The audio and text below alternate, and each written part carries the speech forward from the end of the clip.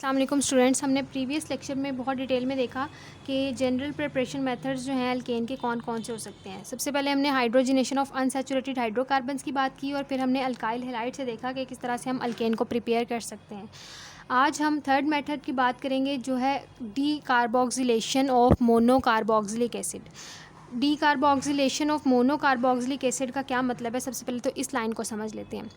D carboxylation का मतलब है कि हमारे पास जो रिएक्शन होगा वो ऐसा रिएक्शन होगा जिसमें कि जो मॉलिक्यूल है कार्बोक्सिलिक एसिड उसमें से क्या निकलना है, हमारे पास कार्बन डाइऑक्साइड का एक मॉलिक्यूल वहाँ से रिलीज़ होना है। ठीक है, आपकी जो बुक है इसमें हमारे पास तकरीबन 5 मेथड्स दिए हुए हैं। ठीक है, तो जो अब आज हम डिस्कस करेंगे वो थर्ड वाला मेथड है। ठीक है, अच्छा तो हमारे पास कार्बोक्सिलिक ग्रुप कौन सा होता है? R bond double bond OH, ये हमारे पास कार्बोक्सिलिक ग्रुप है। इस कार्बोक्सिलिक ग्रुप में हमारे पास 2 तरह के मज़ीद फंक्शनल ग्रुप आते हैं। इतना जो फंक्शनल ग्रुप है इसको कहते हैं कार्बोनाइल ग्रुप। Carbonyl group. और इतना वाला जो आपके पास होता है इसको हम कहते हैं हाइड्रो ऑक्सिल ग्रुप। ठीक है, इन दोनों को अगर हम कंबाइन कर दें तो कंबाइनली इनको हम कह सकते हैं कि ये हमारे पास आ जाता है कार्बोक्सिलिक ग्रुप या कार्बोक्सिलिक एसिड। ठीक है, अच्छा अब इसमें हमने लेना है सॉल्ट। इसका जो रिएक्शन हमने फॉर्म करना है उसमें हमने इसका सॉल्ट लेना है। सॉल्ट कैसे बनेगा कि सॉल्ट बनने के लिए यहाँ से हम इसका ये जो हाइड्रोजन है ये हटा देंगे और यहाँ हम सोडियम लगा देंगे। तो हमारे पास सबसे पहला रिएक्टेंट क्या होगा, हमने लेना है मोनोकार्बोक्सिलिक एसिड का सॉल्ट। ये आपके पास मोनोकार्बोक्सिलिक एसिड है, इसका हमने सॉल्ट यूज़ करना है। सॉल्ट कैसे बनाएंगे, पूरा मॉलिक्यूल वैसे का वैसे ही आएगा और यहाँ हाइड्रोजन की जगह Na लग जाएगा, Na पॉजिटिव लग जाएगा। ठीक है, और ऑक्सीजन नेगेटिव। ये आपके पास क्या है, sodium salt of monocarboxylic acid. ये हमारे पास एक रिएक्टेंट हो गया। और इसके अलावा हमने इस रिएक्शन में क्या लेना है, एक हमने लेना है यहाँ पे sodium hydro oxide. Sodium hydro oxide हमारे पास क्या होती है, ये हमारे पास कास्टिक सोडा होता है।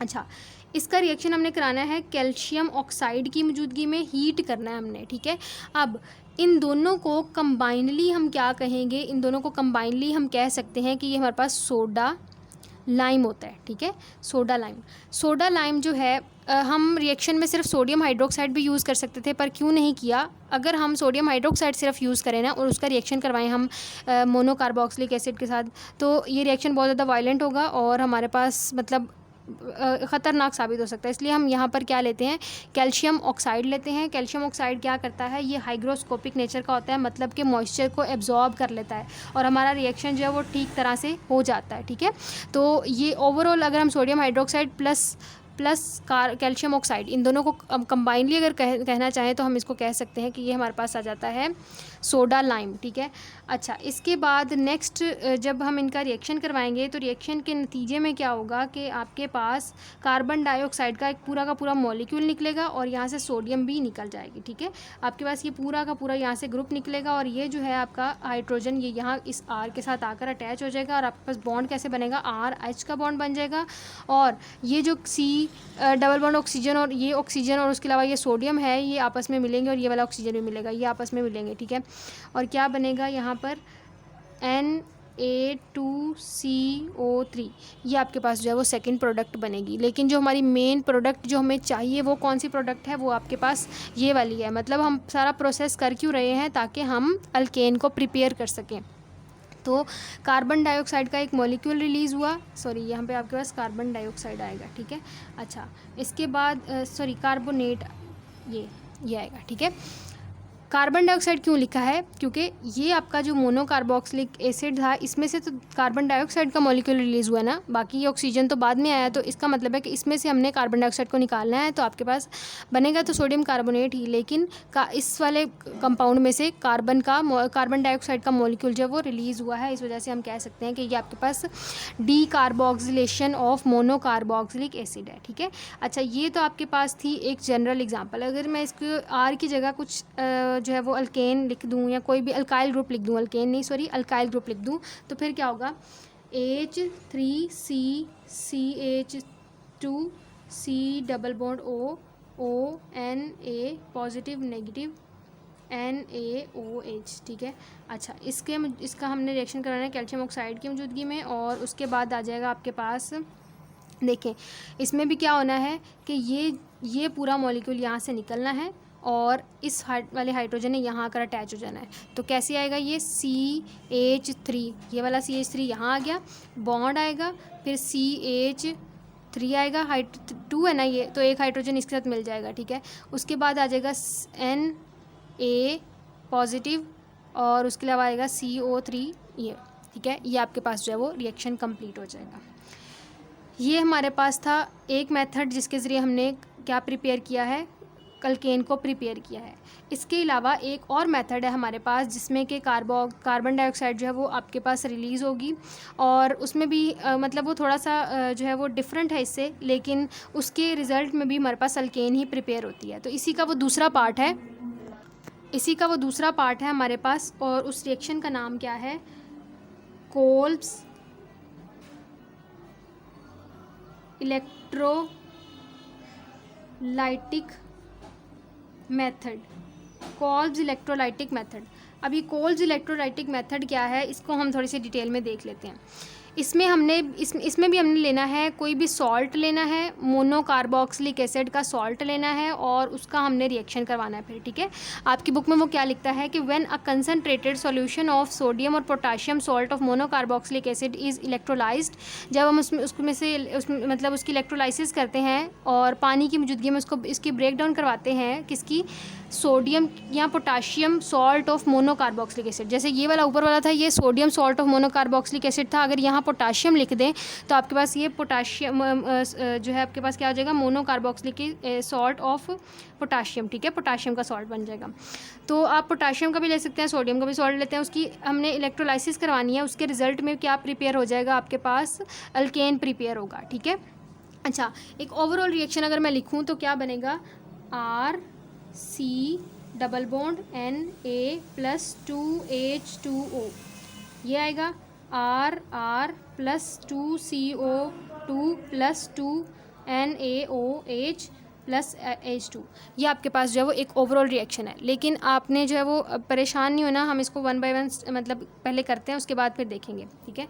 अच्छा, ये रिएक्शन एक स्टेप में कंप्लीट नहीं होता, ये एनोड पे कुछ रिएक्शन होता है, कुछ रिएक्शन कैथोड पे होता है, ठीक है। इलेक्ट्रोलाइसिस में ये होता है ना कि हमने अपने सोल्यूशन में से इलेक्ट्रिसिटी पास करवानी है, एनोड और कैथोड रख देने हैं, तो वो रिएक्शन हमने देखने हैं। ये जनरल रिएक्शन है, इसको हम देखते हैं कि अब ये किन किन स्टेप्स में कंप्लीट होता है। सबसे पहला स्टेप क्या है कि हमने यहाँ सोडियम ले लें या पोटाशियम ले लें, आप कोई फ़र्क नहीं पड़ता, आपके पास H2H3C double bond O oxygen, और आप यहाँ पोटाशियम रख लें, ठीक है, सोडियम की जगह पोटाशियम रख लें। इसको सबसे पहले आप लेंगे और वाटर में इसकी क्या करा देंगे, आयनाइजेशन करा देंगे। जब आयनाइजेशन कराएंगे तो ये पॉजिटिव पार्ट अलहदा हो जाएगा और नेगेटिव पार्ट अलहदा हो जाएगा, ठीक है।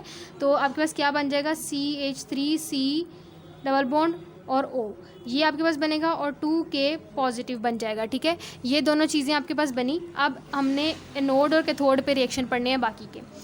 तो एट एनोड पर क्या होगा, सबसे पहले देखें, एनोड पॉजिटिवली चार्ज होगा, ये जो आपके पास नेगेटिवली स्पीशी बनी है ये एनोड पे जाएगी, H3C डबल बॉन्ड O और O नेगेटिव। एनोड पर जाने के बाद वहाँ पर ये क्या करेगी, अपना इलेक्ट्रॉन जो है वो रिलीज़ कर देगी। जब ये इलेक्ट्रॉन अपना दो मॉलिक्यूल इसके बनेंगे ना, 2 मॉलिक्यूल बने हैं, तो जो 2 मॉलिक्यूल बने हैं ना, वो 2 मॉलिक्यूल अपना अपना एक इलेक्ट्रॉन देंगे, और एनोड पर जाकर क्या हो जाएगी, इनकी ऑक्सीडेशन हो जाएगी। इन्होंने अपना इलेक्ट्रॉन दे दिया, और वहाँ पर क्या होगा कि आपके पास H3C कार्बन, और उसके अलावा ये एक इलेक्ट्रॉन देने के बाद किस में कन्वर्ट हो गए हैं, फ्री रेडिकल में कन्वर्ट हो गया, 2E, ठीक है। इसके बाद नेक्स्ट आ जाएगा आपके पास अगला मॉलिक्यूल, ये वाला, ठीक है। इसको हमने दोबारा लेना है, C double bond O free radical, ठीक है। अच्छा, अब इसको जब लिया तो इसमें से ये वाला इतना पोर्शन तो अलहदा हो जाएगा, और इतना पोर्शन अलहदा हो जाएगा। ये जो बॉन्ड है इसमें 2 इलेक्ट्रॉन जो शेयर हो रहे थे, एक इलेक्ट्रॉन इस पे चला जाएगा, एक इलेक्ट्रॉन इस पे चला जाएगा। तो जो इलेक्ट्रॉन इस कार्बन पे जाएगा वो इस ऑक्सीजन को दे देगा कार्बन, और उसका एक इलेक्ट्रॉन जो है वो लेकर तो डबल बॉन्ड बन जाएगा। तो आपके पास एक बनेगी कार्बन डाइऑक्साइड, ये मॉलिक्यूल यहाँ से कार्बन डाइऑक्साइड का निकलेगा, और उसके अलावा ये बनेगी CH3C, और ये आपके पास फ्री रेडिकल बनेगा। अब एक फ्री रेडिकल तो नहीं बनेगा, यहाँ पे 2 बनेंगे, जाहिर सी बात है, क्योंकि 2 मॉलिक्यूल इसके थे। तो 2 मॉलिक्यूल जो बनेंगे ना वो आपस में रिएक्ट कर लेंगे, CH3 प्लस CH3, ये दोनों आपस में रिएक्ट करेंगे और CH3 ये आपके पास बन जाएगा। ठीक है, ये क्या बना है, अल्केन बना है, और अल्केन ही हमने बनाना था। ठीक है, तो ये पहला स्टेप हो गया जो कहाँ पर रिएक्शन हुआ, एनोड पर। अब हमने बात करनी है कैथोड पर। एट कैथोड पर कौन सा रिएक्शन होना है ये देखना है। देखिए अभी वहाँ पर आपके पास जो 2 इलेक्ट्रॉन इस एनोड से आए थे वो कहाँ जाएंगे, वो कैथोड पर जाएंगे, और कैथोड पर क्या आया होगा, वाटर आया होगा। कैथोड पर आपके पास वाटर भी होगा, तो वो 2 इलेक्ट्रॉन जो हैं वो उसके कैथोड पर जाएंगे और वहाँ पर जाकर रिएक्ट करेंगे, और आपके पास एक तो OH 2 बनेंगे, 2 OH के मॉलिक्यूल बनेंगे, और साथ में हाइड्रोजन गैस रिलीज़ हो जाएगी। ठीक है, अच्छा उसके बाद ये जो आपके पास ये जो मॉलिक्यूल 2 बने हैं, हाइड्रोक्सिल आयंस बने हैं, ये क्या करेंगे, इस शुरू में ये जो पोटाशियम 2 थे इनके साथ रिएक्शन कर लेंगे, ये जो है वो इनके साथ रिएक्शन कर लेंगे। ठीक है, तो 2OH प्लस K पॉजिटिव, ये आपके पास हो जाएगा 2KOH, ये आपके पास जो है फाइनल प्रोडक्ट बनेगी। अगर मैं इस पूरे प्रोसेस को एक दफ़ा रिपीट करूं तो आपको मज़ीद अच्छी तरह समझ आ जाएगी। देखें, सबसे पहले हमने इस रिएक्शन में लेना है सोडियम या potassium salt of monocarboxylic acid. मैंने आपको बताया कार्बोक्सिलिक एसिड क्या होता है, कार्बोक्सिलिक ग्रुप क्या होता है। उसमें आपके पास 2 ग्रुप्स होते हैं, अल्कोहल और मतलब हाइड्रोक्सिल ग्रुप, और उसके अलावा कार्बोनाइल ग्रुप। इनको कंबाइनली हम क्या कहेंगे, कार्बोक्सिलिक ग्रुप कहेंगे। अगर हम इस कार्बोक्सिलिक ग्रुप में या कार्बोक्सिलिक एसिड में से हम ये हाइड्रोजन हटा दें और यहाँ पर कोई भी अल्कली मेटल लगा दें, सोडियम लगा दें, पोटाशियम लगा दें, तो वो सॉल्ट बन जाएगा। और यहाँ पर एक कार्बोक्सिलिक ग्रुप है और एक कार्बोक्सिलिक ग्रुप वाले को हम कहेंगे मोनोकार्बोक्सिलिक एसिड।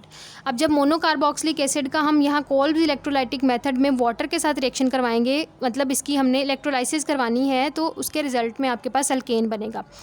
सबसे पहला स्टेप क्या होना है, इसकी आयोनाइजेशन होनी है। मोनोकार्बो, यहाँ देखिए अगर आपको थोड़ी सी मुश्किल आ रही तो यहाँ भी पोटाशियम में लिख लें, ठीक है आपका, ताकि कॉन्सेप्ट क्लियर है। आपने मोनोकार्बोक्सिलिक सॉल्ट ऑफ पोटाशियम लिया, उसका आपने आयनाइजेशन कराई वाटर की मौजूदगी में सबसे पहले, और उसके वो आइंस में कन्वर्ट हो गया। जब आइंस में वो कन्वर्ट हुआ तो उसके बाद फिर इसकी जो आइंस है वो एनोड और कैथोड पर गए। जो आइन एनोड पर गया, एनोड पर जाने के बाद उस आइन ने अपने इलेक्ट्रॉन रिलीज़ किए। 2 मॉलिक्यूल थे, हर एक मॉलिक्यूल ने एक इलेक्ट्रॉन रिलीज़ किया और एक उसके पास था। जब वो उसने अपने इलेक्ट्रॉन रिलीज़ कर दिए तो इलेक्ट्रॉन कैथोड पर चले गए, लेकिन वो खुद एनोड पर गया। एनोड पर जाकर उसने क्या किया, वहाँ पर एक तो कार्बन डाइऑक्साइड का मॉलिक्यूल निकल गया और दूसरा अल्केन आपके पास फ्री रेडिकल प्रिपेयर हुआ। उस 2 फ्री रेडिकल आपस में मिले और उन्होंने अल्केन बना दिया। इसी तरह कैथोड पर जो आपके इलेक्ट्रॉन्स गए थे, उन इलेक्ट्रॉन्स ने वाटर के साथ रिएक्ट किया और हाइड्रोक्सिल ग्रुप प्रोड्यूस किए। हाइड्रोक्सिल ग्रुप ने पोटाशियम के साथ रिएक्ट किया, जो यहाँ फर्स्ट स्टेप में बने थे आयनाइजेशन के नतीजे में, और पोटाशियम हाइड्रोक्साइड बना दिया। ठीक है, तो ये हमारे पास ओवरऑल एक रिएक्शन है, और इस रिएक्शन की बहुत ज़्यादा एप्लीकेशन है, सिंथेटिक एप्लीकेशन है, और बहुत से जो प्रोडक्ट्स इससे हम प्रिपेयर कर सकते हैं। Thank you.